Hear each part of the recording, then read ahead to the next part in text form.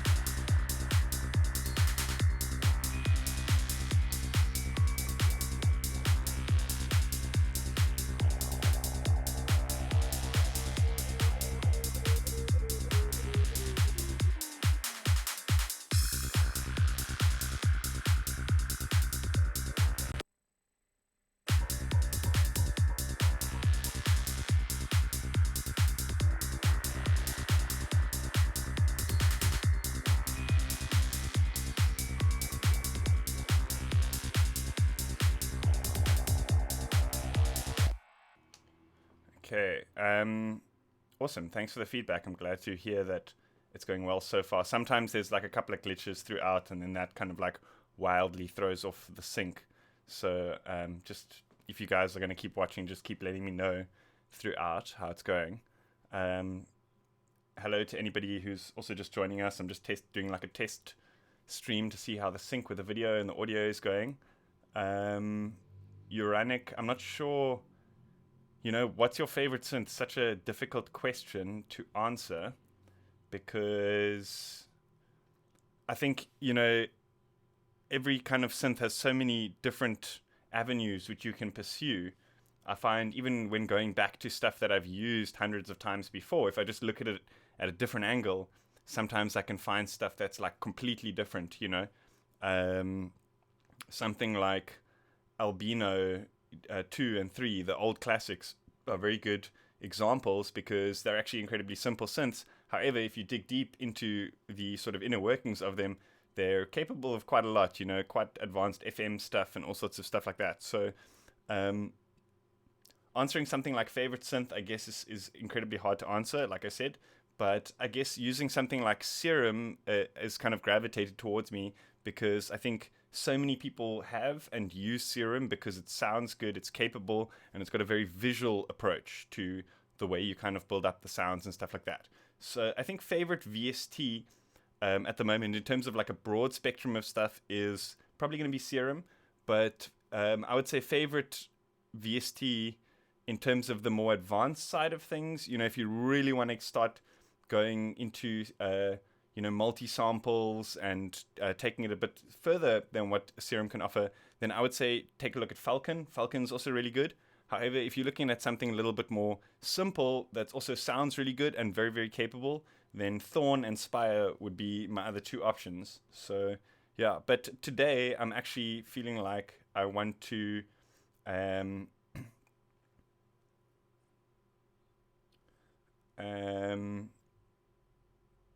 sorry, I'm just reading the comments here. Today, I actually want to go back to D16 for Zion and use that again, just because I've been having so much fun with the sort of sequencing side of that plugin. So, and I also think it's going to kind of fit the style of what I'm doing here. So I actually just want to delete some of these plugins to free up some CPU space.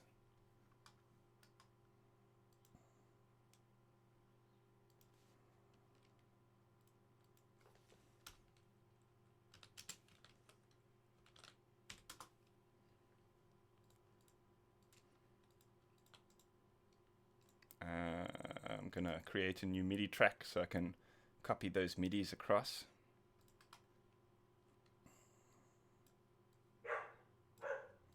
Oh, there's my dogs.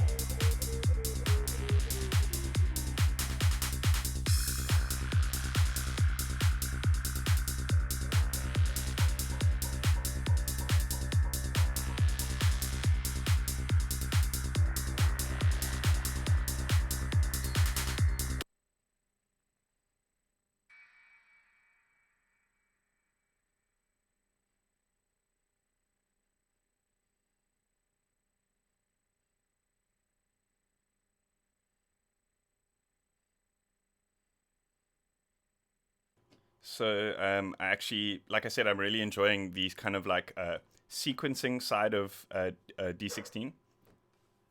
I've just got two dogs, but I think my neighbors are getting Uber Eats, so they can smell the food, so they're going crazy.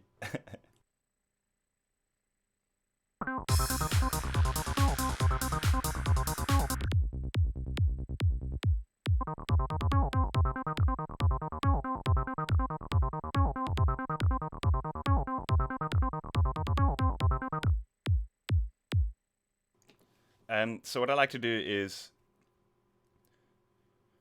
when am I going to make some Goa-Trance tracks? Difficult question. I'm kind of like, slowing down on the actual, track production side of things. I mean, I'm obviously doing the videos and doing the sound design and that kind of thing, but I'm kind of got something exciting that I want to sort of start talking about soon in my videos. So I don't really want to say too much, but I think it's it's gonna be worth the wait. So yeah, I'm gonna do all sorts of different styles of trance. But yeah, hopefully you guys are gonna enjoy that. I call it a series, I guess. But anyway, so usually, like when I create a sequence on a 303 style sequencer or on Fascion, because I generally only know the notes in like C minor and C phrygian and some of the other scales. I'm slowly learning, guys, so bear with me.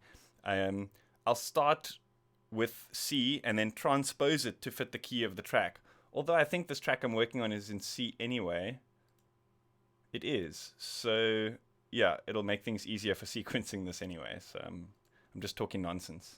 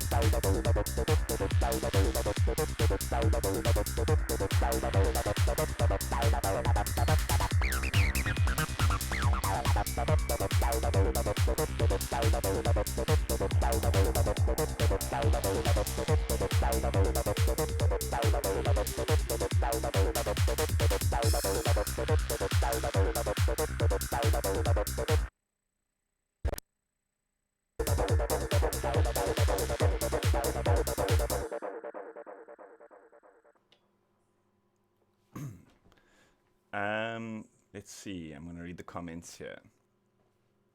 Oh, something's happening. Getting a pop-up here. What Psy-Trance subgenres do you listen to? I don't know. I guess it depends what I feel like at the time. I like to draw inspiration from a lot of stuff, just because, you know, I find if you listen to too much of one thing, you'll probably end up sounding like that one thing. And I guess, you know, if you want to sound like one thing, that could be a good thing. But, you know, especially somebody like myself who does a lot of like sound design tutorials and stuff like that, I kind of have to listen to a bit of everything. But I appreciate all music. I mean, not just Psy-Trance, a lot of stuff. I think everything has production value. Let's see. Somebody's calling for a chorus on here. Okay, I will do so. I think a flanger might also be pretty cool.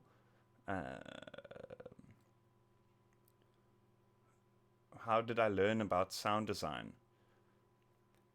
Well, I don't know. It's a tricky one. I've always kind of been into sort of weird music, but I kind of never really knew what people were doing to create those sounds. You know, like when I was very young, my dad showed me stuff like Frank Zappa and, you know, these sort of older guys that, the sort of 80s rock and stuff with guys that really used synths, but I didn't really know what like synths were.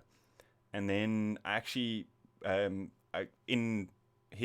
dad was in a band and stuff, and he was, had like a band practice room, and I kind of saw a synth for the first time. I think it was a Korg MS-10, which I subsequently actually got from him later down the line and anything.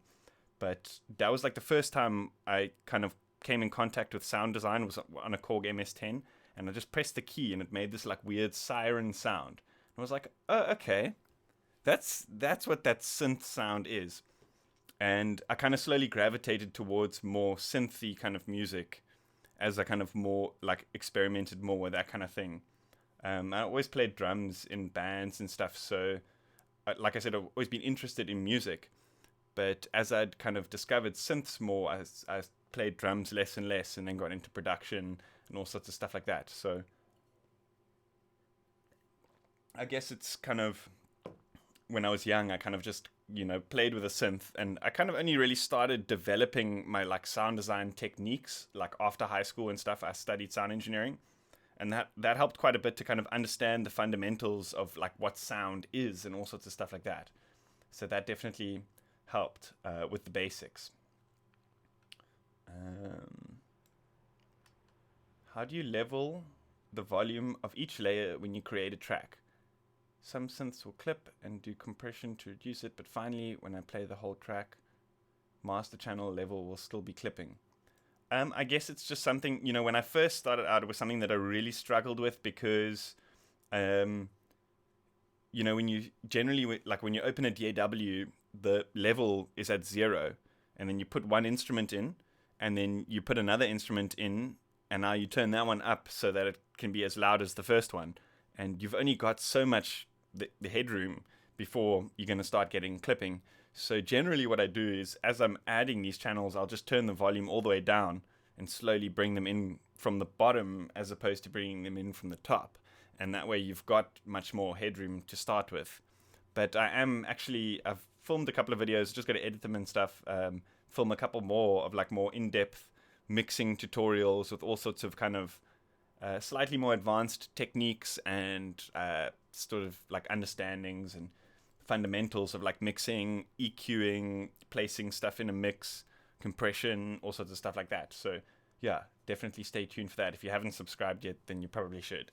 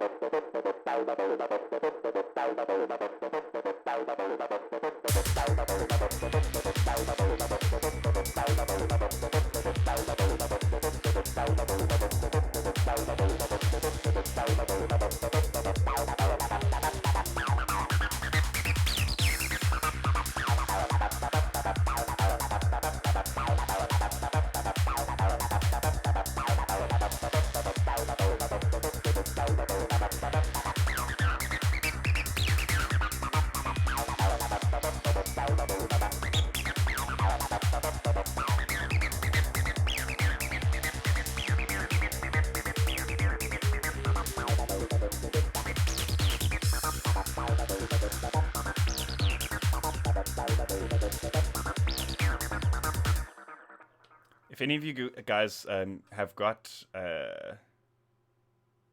the for Scion and you've been wondering what's happening with this clip thing, it works backwards. So like it kind of clips the signal off down to 0. So the more you turn it down, the more it kind of distorts the signal, if that makes sense. So in case anybody was wondering about that. The delay doesn't work. Okay, cool. I'll turn that down a bit.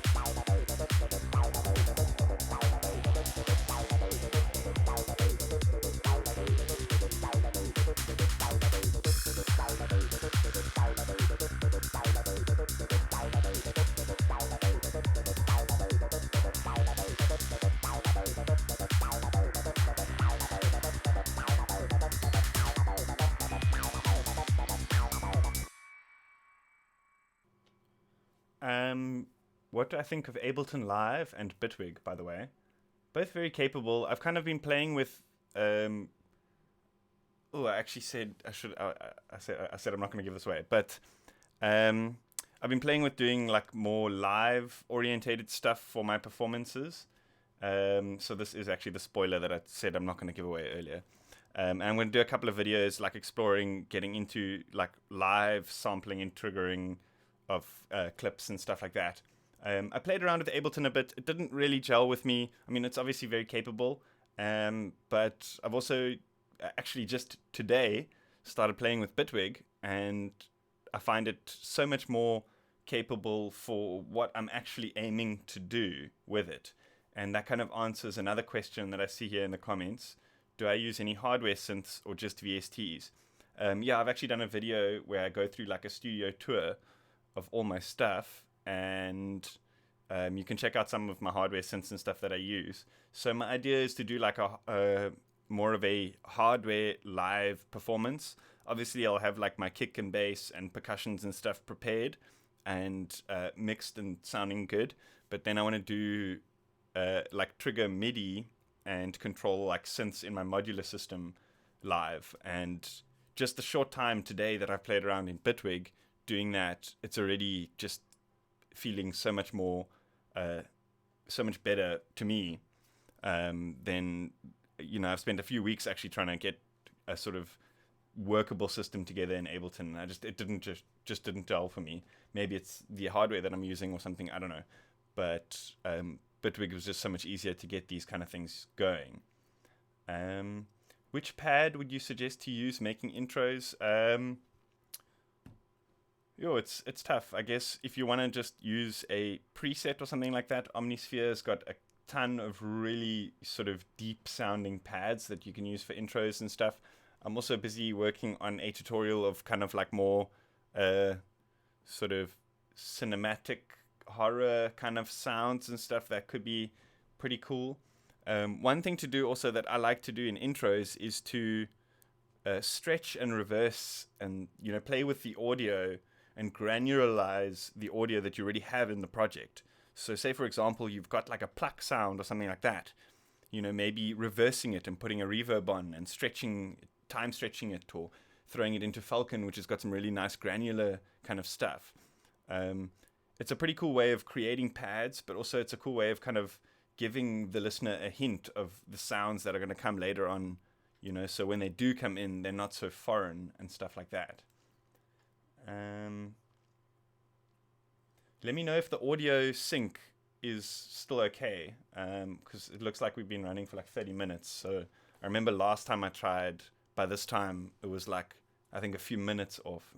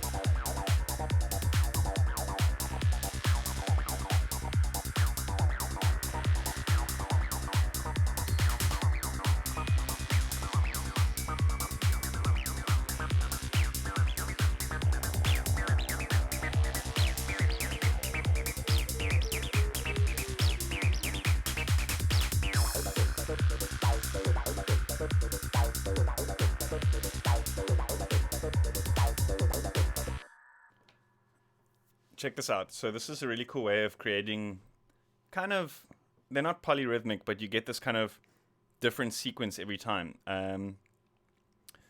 So actually, I've recorded this MIDI, so let me take this away quick so I can show you. It works with the actual internal sequencer here. Let's turn that back on again. So the idea is you have a gated kind of pattern on like LFO tool or something like that, and you set an odd number pattern length over here, you know, something like 7, for example. So it's going to reach 7 and then, you know, start again, while at the same time this is going to carry on gating at that sort of 16th time, if that makes sense. So check this out.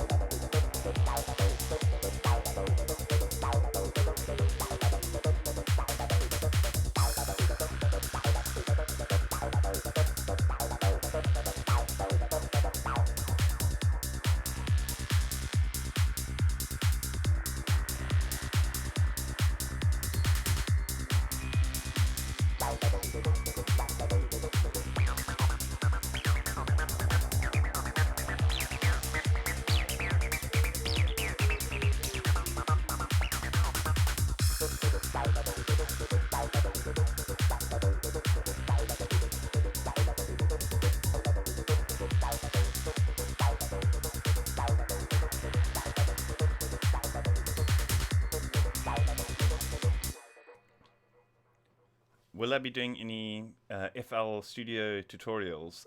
Probably not. I think if I had to go back to... I actually started on Fruity Loops many, many years ago, back when it was still Fruity Loops. But if I had to go back to the software, I think me learning it again is probably going to be, you know, me trying to teach you guys stuff when I'm still learning it. I don't think is going to be a very sort of fruitful affair. You guys probably already know more than I do with Fruity Loops and stuff like that. So, I mean, I think with like music production tutorials and stuff like that, there's only so many fundamentals and basics that you can learn. The rest is kind of workflows and little tricks and stuff that I guess us YouTubers are teaching you guys. But like I said, there's only so many fundamental rules or, you know, physics kind of things that govern the way that things work or whatever. I just need to get a refill of water, so I'm going to let this loop for a bit and see you guys just now.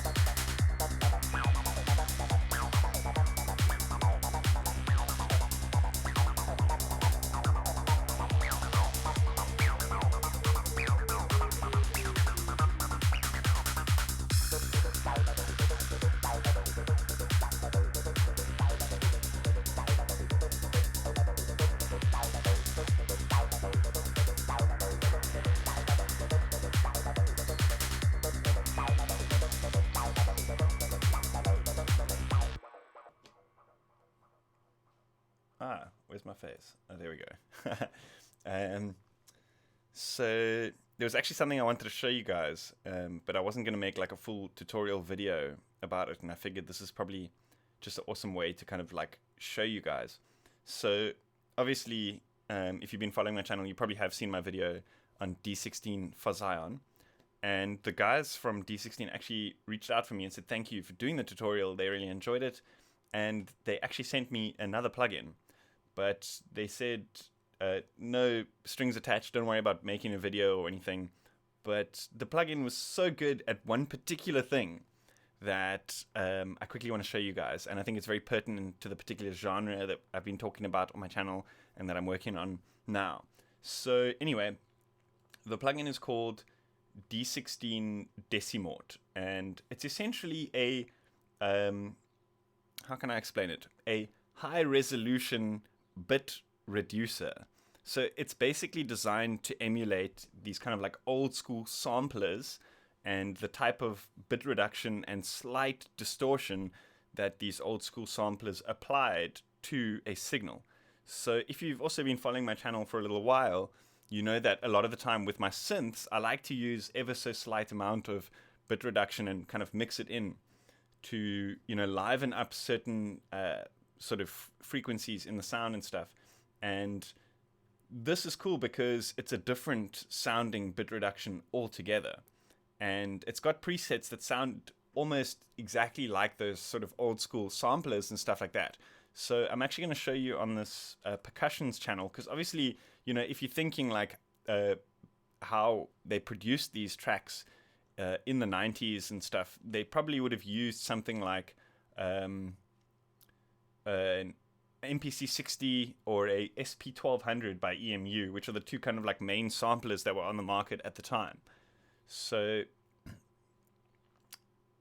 Deci Mod actually has presets for the MPC-60 and for the SP-1200, and they actually sound really good on samples. I mean, it's not something that I would probably use in, you know, every track, but it's got this kind of sound. I'll show you. It's subtle, but let's see if we can hear the difference.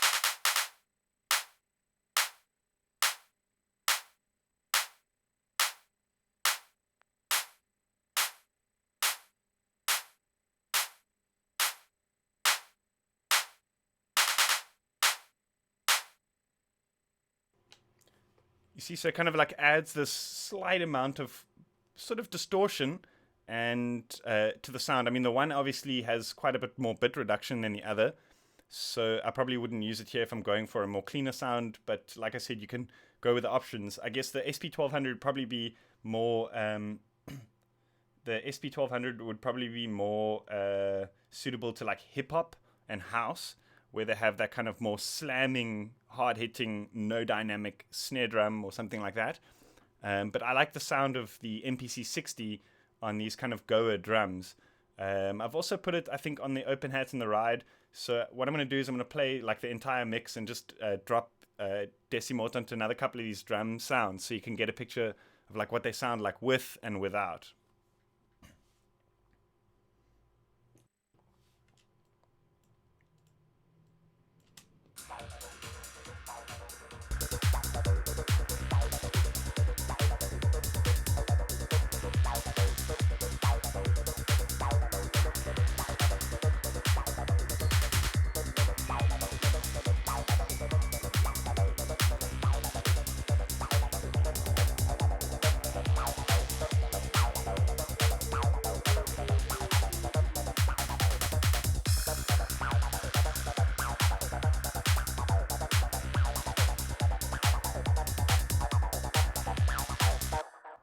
Okay, so the idea is, as far as I understand it, I might be understanding it incorrectly, but I think if there was a clip there, I'm sorry. The way it works is it obviously reduces the amount of bits. So back in those days, the samplers only had a certain amount of memory, and that meant they could only store a certain amount of bits and a certain amount of time and stuff like that. So the way they got away with having longer samples is to reduce the dynamic range of those samples.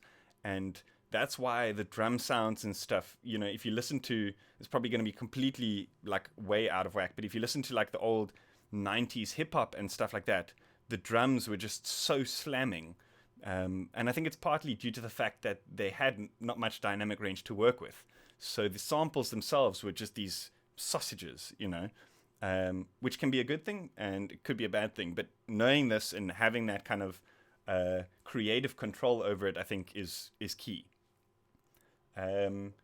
Says here, so how does this intertwine with the transient control on the claps? So you'll notice that without it, it almost feels like there's this kind of pluck at the beginning of the clap sound.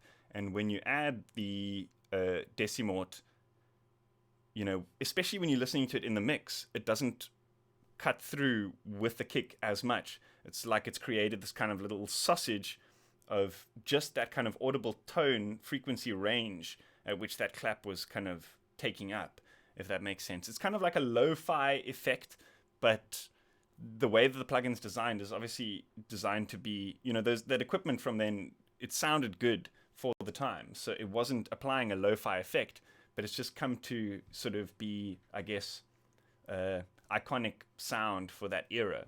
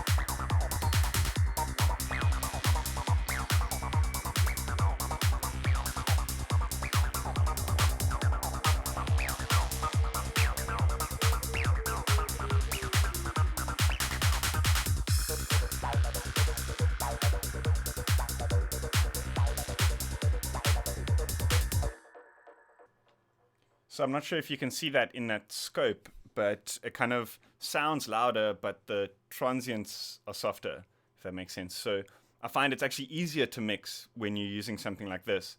Obviously, you don't want to, clog up the frequency range, but that's something I'm going to get to in my sort of mixing tutorials and stuff like that. So I wasn't using LFO tool there for sidechain. That was just to show you guys what the wave looked like. So I'm actually just going to remove that so people don't get confused.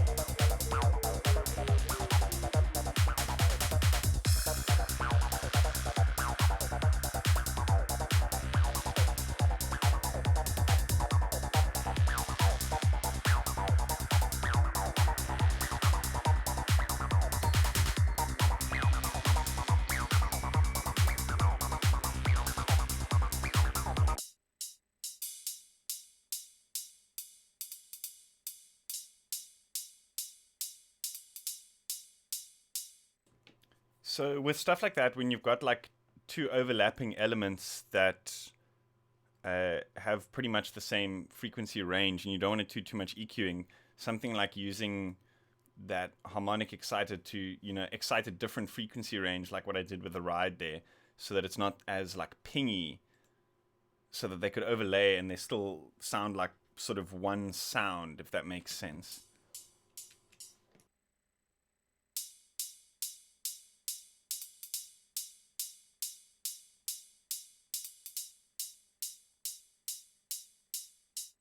See, like without it, kind of that ride almost disappears into the mix.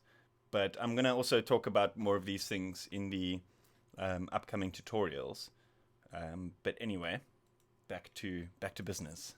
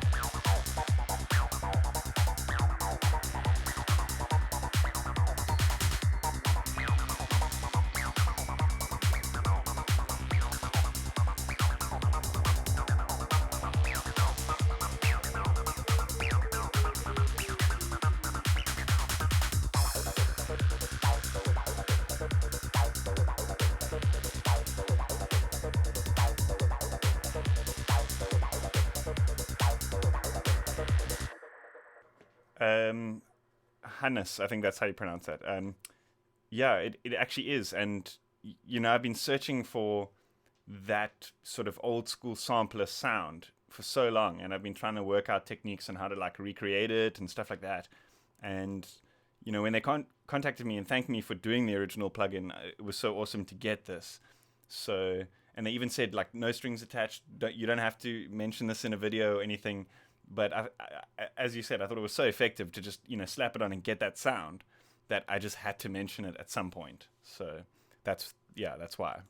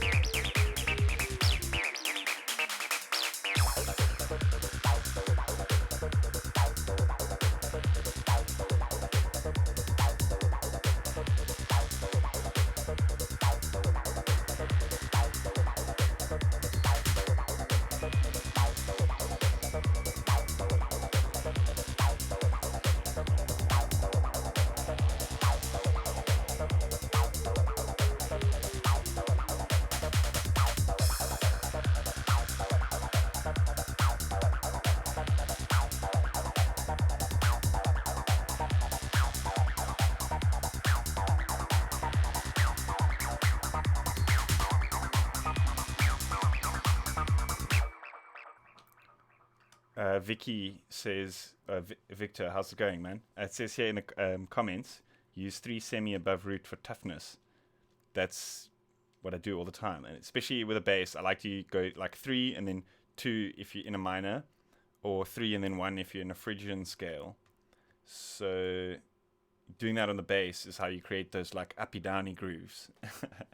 And yeah, so I mentioned earlier, I don't know if you've been watching for a while, I'm actually going to be I've started prepping and filming a whole series on mixing, EQing, finding those bad frequencies and removing them and all sorts of stuff like that. So those, I'm going to sort of upload them in between the different kind of series that have been going on. So yeah, anyway, stay tuned for those.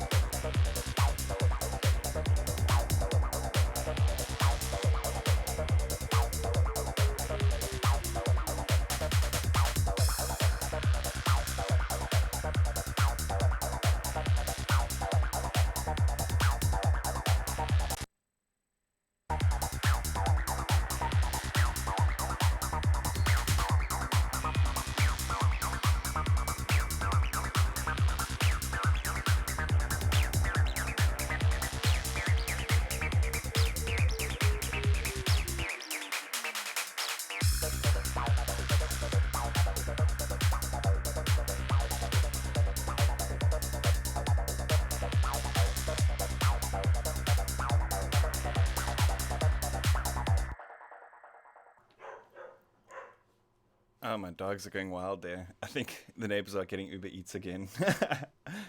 It wasn't enough. Hello to anybody joining us now. I hope the sync isn't too bad. Yeah, it looks okay. So I've been playing this on loop for like an hour. I'm sure you guys are getting bored. Oh, my dog is going wild. Okay, hold on a sec. I'm going to check what's going on, and I'm going to carry on looping it. Sorry, guys.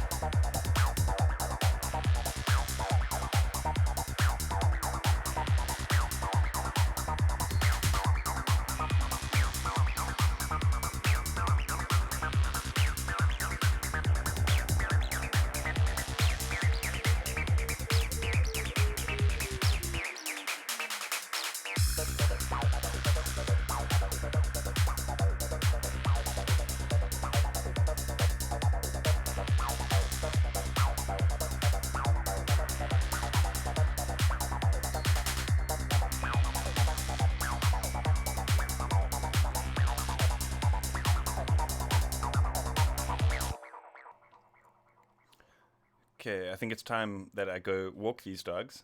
I think that's what they're asking for. But because I left you guys hanging for so long, I think what I'm going to do is I'm going to play you guys a track that I'm working on. So bear in mind that there's still quite a few plugins loaded here. So it might, glitch and fuck out and stuff like that. But yeah, anyway. So I'm going to play that for you guys. And answer some questions in the comments while it's loading.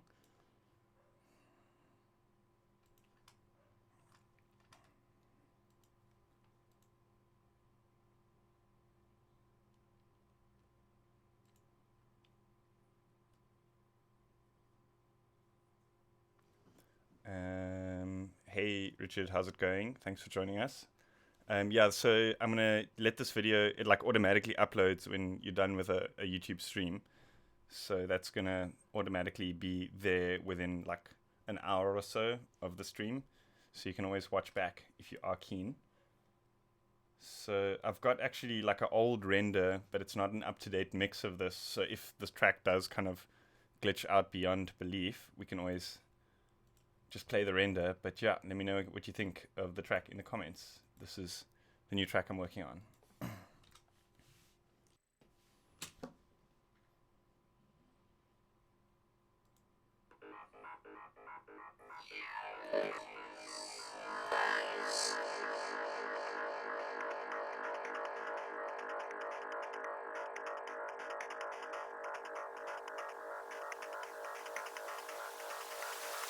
The universe is like a machine.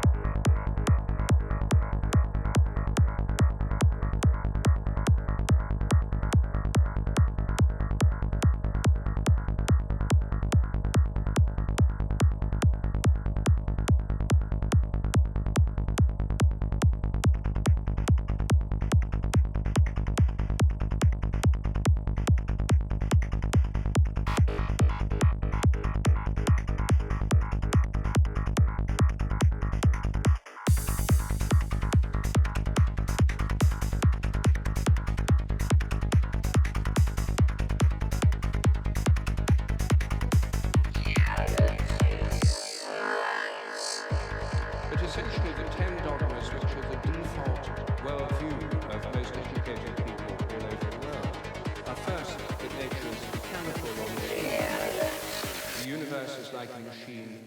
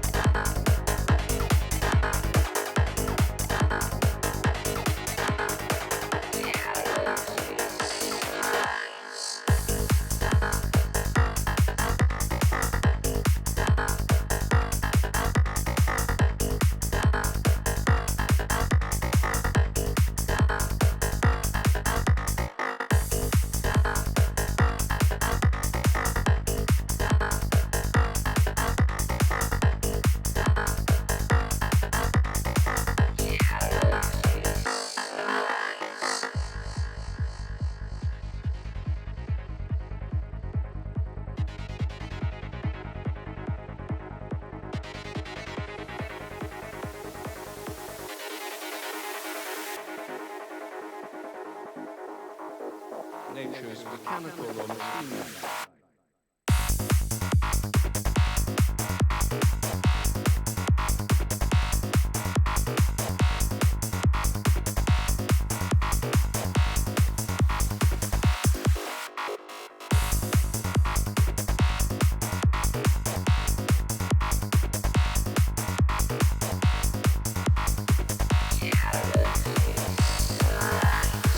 Nature is mechanical.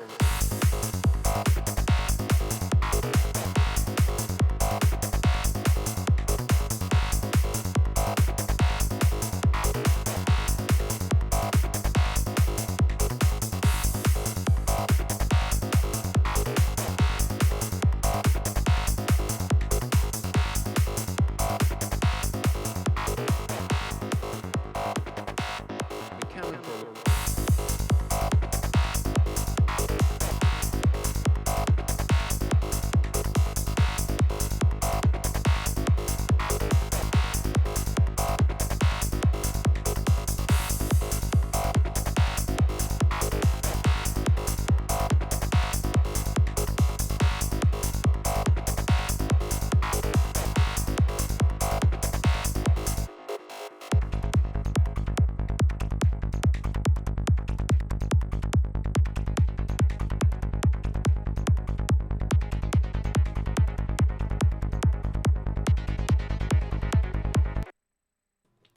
Okay, that's pretty much it. I hope you guys enjoyed that.